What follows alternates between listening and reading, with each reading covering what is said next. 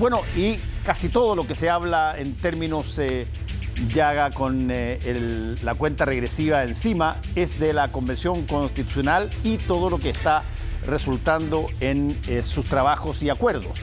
Hay toda una discusión hoy día, hay personas que sacan declaraciones diciendo que van a votar tal como las cosas están, rechazo, pero podrían cambiar, otros que retrucan inmediatamente diciendo y sacan más firmas diciendo de que están por el apruebo anticipadamente porque es mejor a todo lo que eventualmente puede ser la alternativa.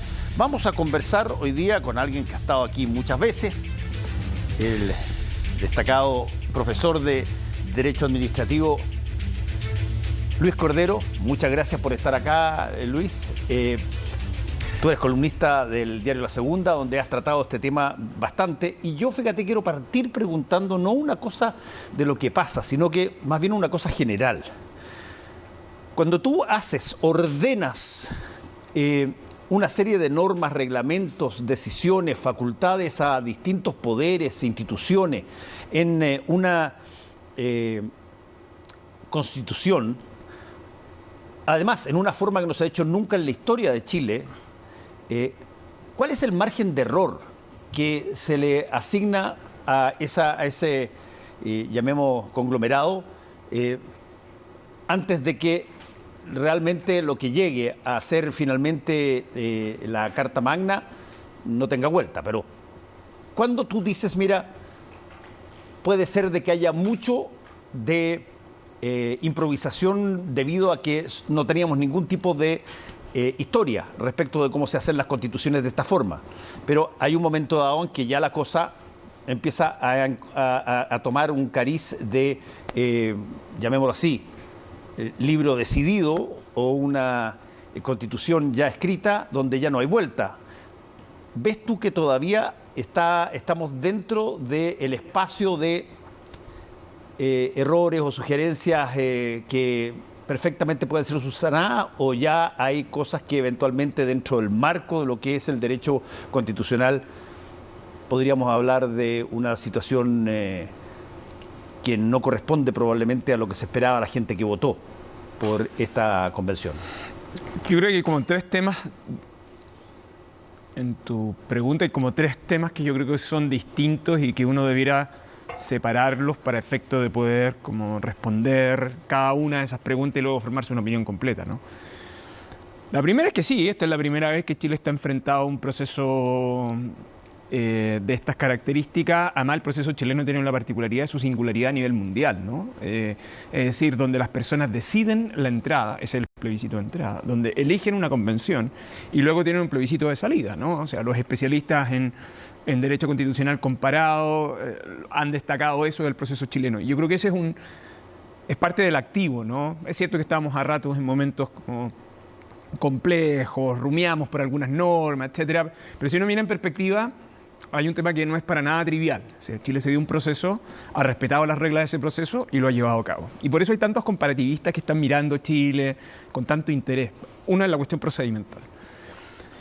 Entonces, no solo no tenemos experiencia, es que las experiencias en el mundo de un proceso de estas características, además de llevar a cabo una discusión constitucional en plena edad, en plenos tiempos de las redes sociales y completa transparencia, también es insólito en términos mundiales, en el fondo, ¿no? Y esa es una segunda característica del proceso, porque además, en un mundo de esas características, los incentivos para participar del debate se dan en distintas zonas, en distintos lugares, con distintos niveles de profundidad, con distintos niveles de reacción, en fin. Y lo tercero tiene que ver con las cuestiones más bien técnicas, en el fondo, ¿no? Que uno podría decir, ok, ¿cómo distribuimos el poder en la Constitución? Las independencias en América Latina y todos los procesos de la construcción del Estado constitucional de los últimos 200 años se ha estructurado sobre la base de ocupar el derecho para ordenar el poder, ¿no? Distribuir competencias, asignar y reconocer derechos, darle un rol a los jueces, etc. Pero claro, si uno toma esos tres elementos y dice, bueno, estamos en medio de esa discusión, en una discusión que yo creo que es bien relevante tenerla en consideración. La discusión constitucional chilena no es una discusión de expertos. Y yo creo que eso hay que tenerlo bien claro en la cabeza, porque ¿Tendría que serlo, a tu juicio? es que lo que pasa es que cuando tú analizas en términos comparativos, siempre hay, ¿no?, un grupo que estuvo a cargo, un padre que estuvo a cargo, un grupo de notables al cual le asignaron en un momento determinado esa redacción final. Y la convención opera sobre la base de ser un grupo de 154 personas, cada una muy distinta una de otra, que se agrupan de distinto modo, que reaccionan de muy distinto modo, y que además, a propósito de un aspecto de tu pregunta, revela otro factor que es bien relevante, porque hay muchos en estos momentos preguntándose, pero ¿cómo llegamos a estar discutiéndolo todo? ¿Sí? Entonces ¿cómo administrar a su vez distintas discusiones que tienen universos en sí mismos, que tienen toneladas de reflexiones, etcétera? Yo creo que uno puede tener dos hipótesis para eso. Uno es, hay una completa improvisación, esa sería una alternativa que yo creo que a ratos es la que algunos líderes de opinión utilizan. Y la otra, que es con la cual yo creo que tiene alguna racionalidad, en mi opinión, es que hay muchos de los temas que estamos discutiendo hoy día que nosotros hemos venido discutiendo en los últimos 30 años. Lo que pasa es que ahora tiene expresión constitucional, en el fondo. El ejemplo más evidente sería, mira, el agua es muy relevante. Bueno, sí, pero Elwin, cuando llegó al gobierno con el retorno a la democracia, uno de los primeros proyectos que presentó fue la reforma al Código de Agua, donde más o menos decía esa propuesta lo que hoy día está aprobando la Convención. La reforma al Código de Agua se demoró 14 años, salió recién en el 2005, por cierto, muy, muy reducida, pero cuando uno ve el proyecto de Elwin, es eso. Cuando uno habla sobre el defensor del pueblo, bueno, eso es Elwin en los 90 también, ¿no? En fin, y uno podría ir sumando y sumando las reflexiones sobre el debate del régimen político, también están la descentralización y el rol que tiene la segunda cámara representando a las regiones, es un debate que viene instalado desde la Constitución del 25. Lo que sucede es que el proceso constituyente además desnudó muchos temas. Y la pregunta es, ¿estábamos preparados para desnudarnos respecto de todos esos temas? Porque la sensación a rato es que pareciera que solo estamos hablando de ideas que como que no tienen respaldo. Bueno, cuando uno empieza a analizarlas cada uno por detalle, se da cuenta que en verdad estaban instaladas entre nosotros hace muchísimo tiempo y ahora afloraron. Y el problema es que, claro, los grupos de interés, cada uno va mostrando su agenda. Yo quiero contar un detalle que es bien relevante. Mañana se vota uno de los informes de la Comisión de Justicia y organismos autónomos. Si tú ves ese informe, o sea, constitucionaliza todo, constitucionaliza el Consejo de Defensa del Estado, la Defensoría Penal Pública, o sea, tiene normas especiales para el Ministerio Público. Entonces, uno ve, claro, un exceso de constitucionalización de organismos públicos. Yo creo que es una mala idea, por cierto, pero si tú ves cada norma, responde a una discusión que nosotros hemos tenido durante años. Entonces, lo que creo que ha sucedido... Tú dices, por ejemplo, discusiones tales como quiénes deben nombrar, por ejemplo, al qué fiscal nacional. o qué instituciones tienen que estar en la Constitución. Ahora, ¿qué es lo que ha sucedido en este debate? Hay muchos temas que técnicamente uno debe decir, ¿sabe qué? Esos son temas que debieran estar en la ley. Claro, pero han aflorado en este proceso, en el fondo. Y han aflorado en este proceso porque han sido discusiones que hemos postergado mucho tiempo, o bien porque hay algunos que entienden que esta es la única oportunidad que tienen. Ahora, la pregunta que viene a continuación es si una constitución así de pesada, ¿cómo la podemos administrar? Y ahí viene la otra parte de tu pregunta, en el fondo, ¿no? Bueno, las constituciones también se hacen viviéndolas, ¿no? Aplicándolas. Y por eso son tan relevantes quienes deciden los casos aplicando la Constitución, cómo se comportan esas instituciones, en fin. Sí, hay países, por ejemplo, yo conozco un poco, porque viví ahí, la situación en Estados Unidos, digamos, donde tú tienes a la Corte Suprema simultáneamente como Tribunal Constitucional. Sí, pues. Y la utilización de la Constitución, que si bien es relativamente breve, pero yo dificulto que haya un país que tenga per cápita más causas judiciales que Estados Unidos. Todo se judicializa muy rápido allá. Sí, pero además tiene que ver con unas lógicas. Los países explican sus instituciones a partir de sus experiencias biográficas, en el fondo, ¿no? Y claro, la Corte Suprema Americana, a propósito de que hoy día se filtra que es una filtración brutal, ¿no? La supuesta revocación de Roe versus Wade, ¿no? Porque los conservadores estarían ganando eso. Eso, para que la gente sepa, es el derecho al aborto. El fallo que permitió el aborto en Estados Unidos. Y que hoy día los jueces conservadores estarían finalmente dejando sin efecto ese precedente. Pero ese es un gran árbitro del federalismo. Entonces, claro, cuando tú miras la Corte Suprema Americana como un gran árbitro del federalismo, tienen sentido algunas de sus competencias, pero abajo los estados tienen una gran dinámica legal y de funcionamiento de sus instituciones. Lo mismo cuando uno mira el caso de los países que integran la Unión Europea, en fin. Entonces, uno tiene que mirar en perspectiva porque es conveniente comparar instituciones, cierto, pero es conveniente entender que las instituciones logran identidad a partir de ciertas trayectorias locales, en el fondo. Sí. Porque si no, uno puede cometer errores en la comparación que te lleven a algunos sesgos bien equivocados. No, eso de todas maneras, tú puedes perfectamente tratar de inventar un sistema porque funcionó en España, digamos, y puede terminar aquí siendo un Transantiago, digamos. Claro. O, por ejemplo, la típica situación, no, mira, vamos a reconocer derechos sociales y entonces lo que vamos a hacer es que nos vamos a transformar en un lugar donde los jueces deciden política pública a la colombiana, en el fondo, ¿no? Claro, lo que pasa es que estás comparando dos cosas que son distintas. Los jueces chilenos ya están resolviéndose, no sé, una década y media sobre derechos sociales. Lo que pasa es que, aunque no estén en la Constitución, ocupan tratados internacionales con ese fin. Han reconocido el derecho a acceso, el derecho humano a acceso al agua. Han utilizado en materia de salud, que tiene una escasa protección constitucional, han ocupado el derecho a la vida para involucrarse en ese tipo de cosas. Es decir, los jueces chilenos han adaptado los derechos que tienen y los tratados que tienen para poder ir progresivamente haciendo esto que los especialistas denominan la constitución viva, ¿no? O sea, cómo se va administrando en el tiempo. Hay muchos de los temas que hoy día que discute la Convención, pero que vienen en la jurisprudencia discutiéndose de 15 años en el fondo, ¿no? Y por eso es tan interesante cuando uno mira con más tranquilidad y dice, ok, ¿por qué tanto sale y aflora y aflora y aflora? Y es porque hemos tenido muchos temas dando vuelta de mucha importancia y hasta ahora, curiosamente, no se habían encauzado. Y yo creo que lo que no nos habíamos detenido, ni el más entusiasta partícipe del proceso constituyente, era que esos temas iban a aflorar en el proceso constituyente, como fenómeno legal, en el fondo. A ver, veamos si que te sigo cuáles pueden ser esos temas. A ver, no cabe la menor duda de que hay temas que mucha gente hoy, yo lo he escuchado, digamos, y me ha sorprendido incluso de gente que tiene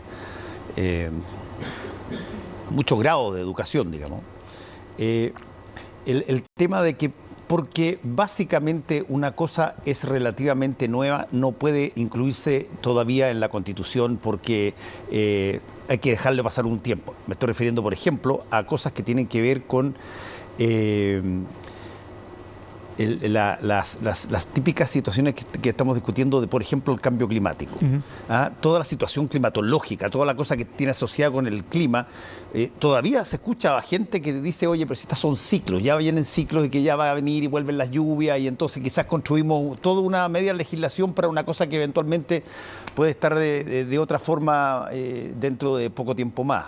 O la presencia femenina, que es muy potente, tanto así que es una convención paritaria y por lo tanto hay, con un gobierno ahora que se declara que tiene perspectiva de género, ese tema, todos esos temas no estaban plasmados en ninguna constitución anterior del país, no por lo menos en términos específicos.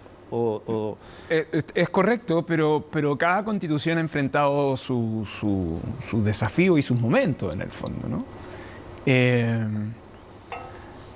Entonces, decir, mire, sabe que no vamos a constitucionalizar esto, porque la verdad es que son temas muy innovadores. Veamos por un momento una fotografía de la Constitución del 80, ¿no? Solo la Constitución del 80. La Constitución del 80 representa políticamente a la dictadura, pero en materia de derecho es de las pocas constituciones que reconoce en ese periodo el derecho a vivir en un medio ambiente libre de contaminación. O sea, me explico, ¿no? Entonces, tú te explicas muy bien y yo lo entiendo muy bien y me parece extraordinario que esté escrito así. Lo que es impresionantemente interesante es que importa una santa raja que eso no esté garantizado a pesar de que la Constitución lo diga. claro, y no solo eso, sino que además esa hacía la regla, porque además, ¿por qué dice libre contaminación? Bueno, porque cuando se escribe la Constitución del 80, nosotros teníamos problemas de contaminación de aire muy serios. Sí, claro, está el smog. Entonces, esa cláusula en que ha derivado, en que en verdad la jurisprudencia entiende que ese derecho a vivir en un medio ambiente es el derecho a vivir en un medio ambiente libre, sano o adecuado. En fin, y uno va encontrando, y esa cláusula ha terminado siendo interpretada por los jueces y por la política pública de modo a dar cabida a situaciones como el cambio climático, en fin. Entonces, la verdad es que esta idea de que hay que darle espacio a la madurez, supongo que tampoco hubiésemos suprimido constitucionalmente la esclavitud con ese argumento en el fondo, ¿no? Y yo creo que las constituciones son hijas de sus épocas. Y uno tiene que entenderlas de ese modo. Lo que pasa es que cuando son estables en el tiempo, su aplicación, como necesita adecuarse a nuevas realidades, importan resignificar determinados conceptos en el fondo. Y por eso la interpretación en el derecho, y particularmente en el derecho constitucional, es tan relevante para ir adecuando eso. El siguiente ejemplo. La Constitución del 80 está pensada en la familia matrimonial. Entonces, yo solo quiero recordar, porque para que no lo olviden, que cuando se presentó el proyecto de divorcio, que demoró muchos años, distinguidos juristas de este país y parlamentarios, por cierto, de la derecha, sostenían que el divorcio era inconstitucional. Porque la idea sobre la cual estaba pensada la Constitución en términos originales era la familia matrimonial, en el fondo, ¿no? Claro, pero nadie podría sostener hoy que incluso ese mismo concepto de familia sea el que tenían los autores de la Constitución del 80 en la cabeza. Entonces, yo creo que esos temores uno los tiene que ir despejando. ¿Por qué? Porque los textos van variando en el tiempo. De hecho, lo que puede pasar hoy día, lo que está pasando hoy día, es algo que, además, verlo es muy apasionante, porque está muy descrito en la literatura. Las personas llegan a consensos por motivos muy distintos. Entonces, la manera, por las razones por las cuales yo puedo estar aprobando la norma A, son, de todas las personas que están acá, por motivos sustancialmente distintos. Eso es lo que se denominan consensos superpuestos. Entonces, en rigor, yo no le puedo dar mucha credibilidad a tus razones, porque tus razones son igualmente válidas que las mías o de quienes nos acompañan acá. Por lo tanto, en la dinámica de la aplicación de esa regla es cuando vamos a definir ciertos contornos más específicos de la aplicación. Hay un punto que se usó muchísimo para tratar de evitar que se hiciera una nueva constitución, que era básicamente un eslogan.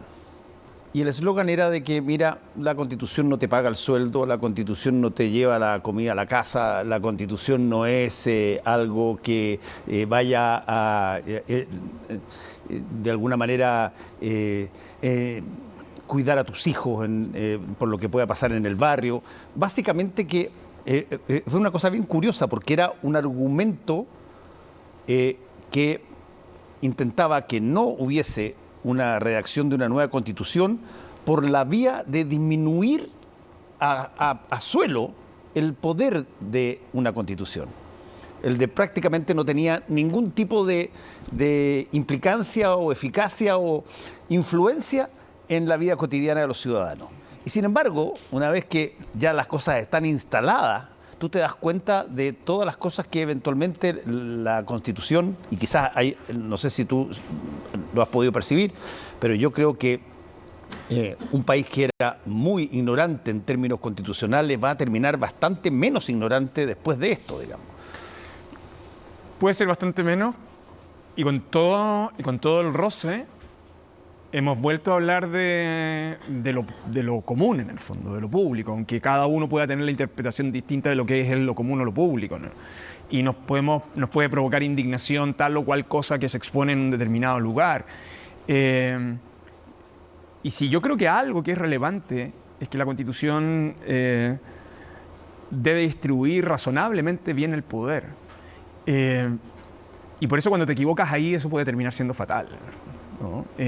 No digo, los derechos son muy relevantes, pero nosotros vamos adaptando la manera en términos progresivos, ¿no? Y por eso nos importan no solo la Declaración de Derechos, lo que es realmente importante es quienes deciden sobre ello. Por eso nos importa qué tipo de jueces, cómo designamos los jueces. Y el sistema político también. Y el sistema político, ¿no? Porque al final del día el régimen político y el régimen de gobierno es el que te permite implementar un set de políticas públicas. Y si no lo haces bien, lo que va a terminar pasando es que tú pues, vas a terminar pidiendo a los jueces que hagan política pública y eso es un desastre. Entonces, claro, es un desafío. Los errores en ese tipo de ámbitos se pueden pagar muy caros si uno no tiene como la visión global de cómo en términos dinámicos podría moverse. Y por eso los cientistas políticos, que yo creo que han sido también otro del grupo de como académicos notables de este periodo, es importante escucharlos, porque entre otras cosas disponen de la evidencia en el fondo, ¿no? No son meros especuladores, tienen evidencia y creo que este proceso además ha aglutinado bastante a ese grupo de ¿Cuáles dirías académicos? Tú, Luis Cordero, que es donde probablemente, después de terminada la redacción, ¿dónde se va a ir a ver dónde están los ejes básicamente que pueden ser materia de aceptar o no aceptar una determinada constitución? Sí, mira, yo creo que el proceso hasta ahora ha sido construido sobre la base de una estructura de comisión temática que ha generado materia superpuesta y ha provocado determinado tipo de agenda en cada una de esas comisiones. Y eso probablemente lo que te genera la sensación que uno cuando ve el texto de lo que se va aprobando es como que no tiene coherencia, ¿no? La manera en que estaba estructurada el proceso inevitablemente te llevaba a eso. Por eso desde el inicio se contempló la figura de la Comisión de Armonización. Sí. Y ahora la Convención se ha dado cuenta que además tiene que preocuparse de las normas transitorias, porque de lo contrario puede tener un problema en la implementación. Y ahí, ojo, que las normas transitorias puede ser una constitución paralela en el fondo, ¿no? De hecho, si tú no tomas tu resguardo, puede terminar anulando la ley permanente o haciendo